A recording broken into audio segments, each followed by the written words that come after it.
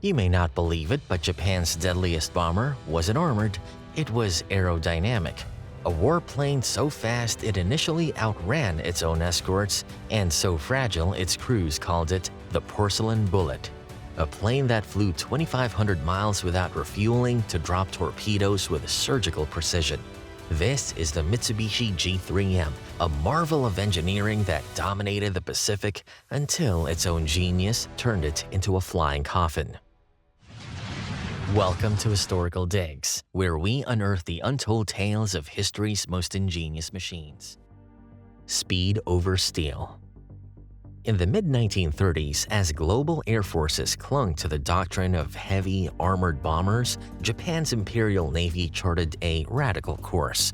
Faced with a vast expanse of the Pacific, engineers at Mitsubishi Heavy Industries were tasked with creating a bomber capable of striking targets thousands of miles from home bases, a challenge that demanded defiance of conventional wisdom.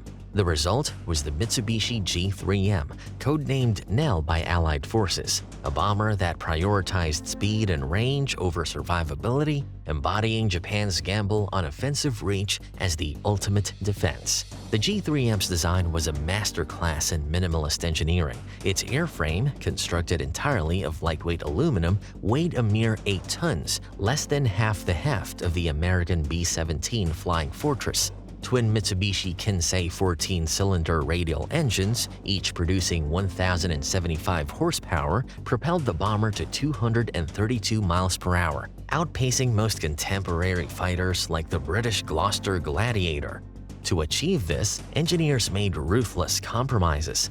Armor plating for crew protection was omitted entirely.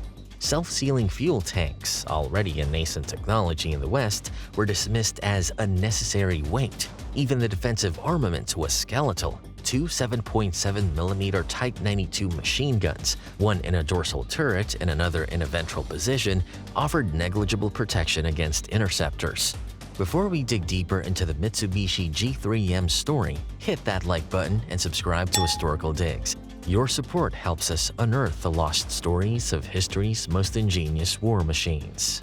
The Imperial Navy's embrace of this minimalist philosophy reflected strategic calculus, not recklessness. Japan's Pacific ambitions required striking distant targets like Singapore and the Philippines without relying on vulnerable forward bases. The G3M's 2,500-mile range, unmatched by any bomber in 1937, made this possible. Early exercises revealed vulnerabilities. During a 1938 mock raid over Taiwan, simulated fighter attacks destroyed entire G3M squadrons. Yet the Navy doubled down, betting that speed and altitude would mitigate risk. By 1939, the G3M entered mass production, its airframe refined to squeeze out extra miles per gallon. Engineers even redesigned the landing gear to save 200 pounds, a decision that later plagued pilots with treacherous takeoffs. The gamble initially paid dividends. In 1940, a G3M prototype stunned observers by flying nonstop from Tokyo to Bangkok, a 2,800-mile journey that showcased its endurance. Foreign attachés dismissed it as a stunt, unaware that Japan had quietly redefined long-range bombing. The G3M's success hinged on a brutal truth. In the Pacific's theater of vast distances, survival depended not on withstanding hits, but on avoiding them entirely. Shock of the Pacific.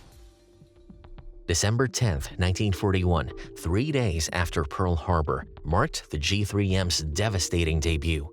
85 G3M-2 bombers, launched from bases in French Indochina, descended on the British Eastern Fleet's crown jewels, the battleship HMS Prince of Wales and battlecruiser HMS Repulse. Flying at 10,000 feet alongside G4M bombers, beyond the reach of the ship's anti-aircraft guns, the bombers executed a tactic the British deemed impossible. The G3Ms carried Type 91 torpedoes modified with wooden stabilizers, allowing them to survive shallow dive drops from medium altitudes, a technique perfected in secret trials off Kyushu.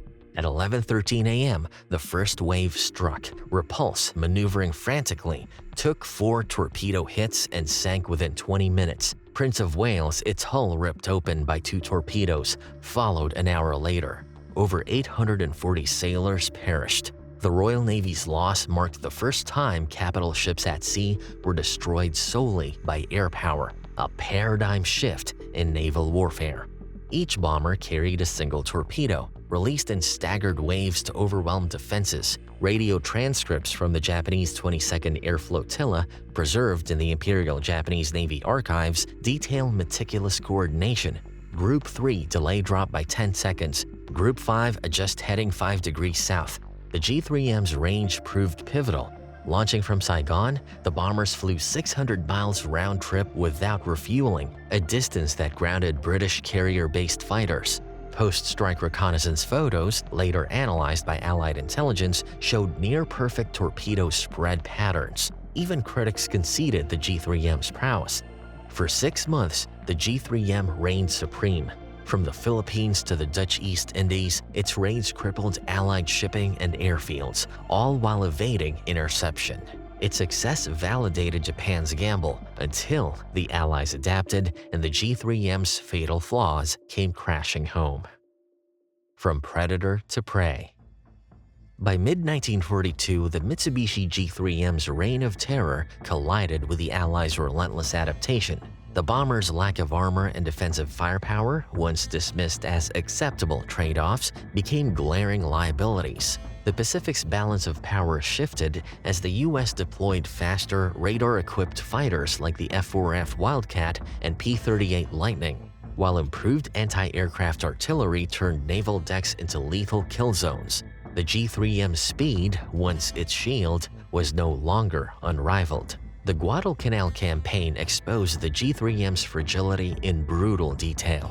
On August 7, 1942, 23 G3Ms from the 4th Air Group launched from Rabaul to strike Allied landing forces. Intercepted by Marine Wildcats, 18 bombers were shot down in minutes.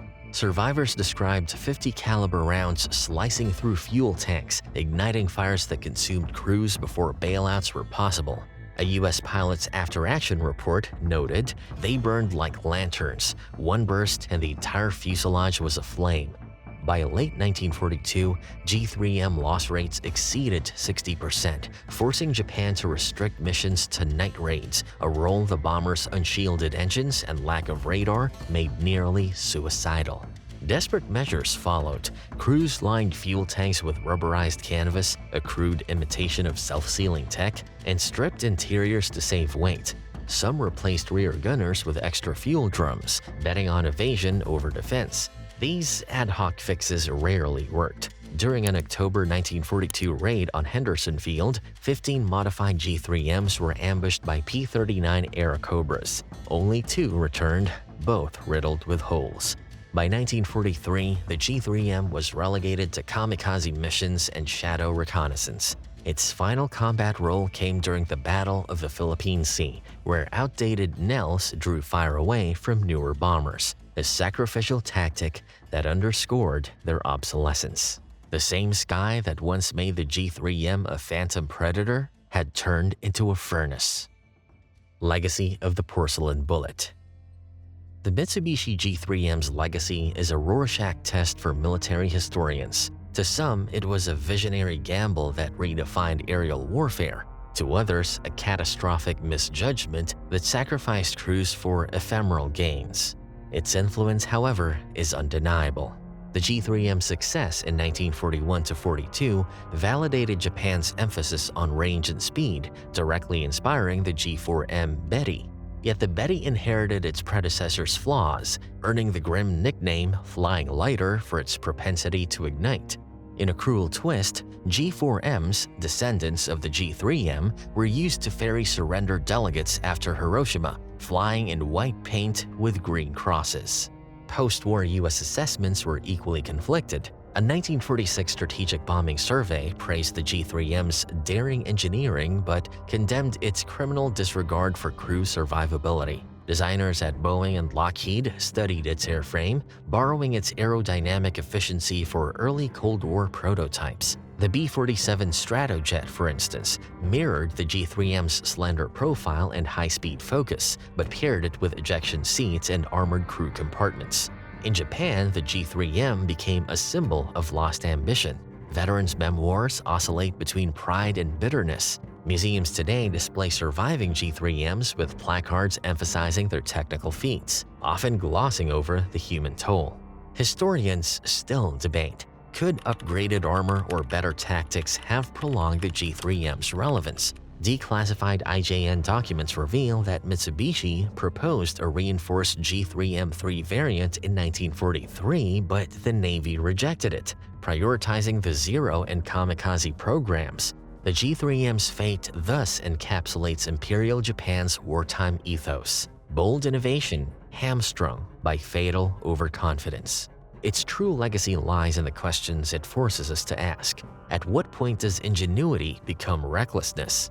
And can a weapon's early triumphs ever justify its ultimate cost? Was the G3M a visionary pioneer or a blueprint for disaster?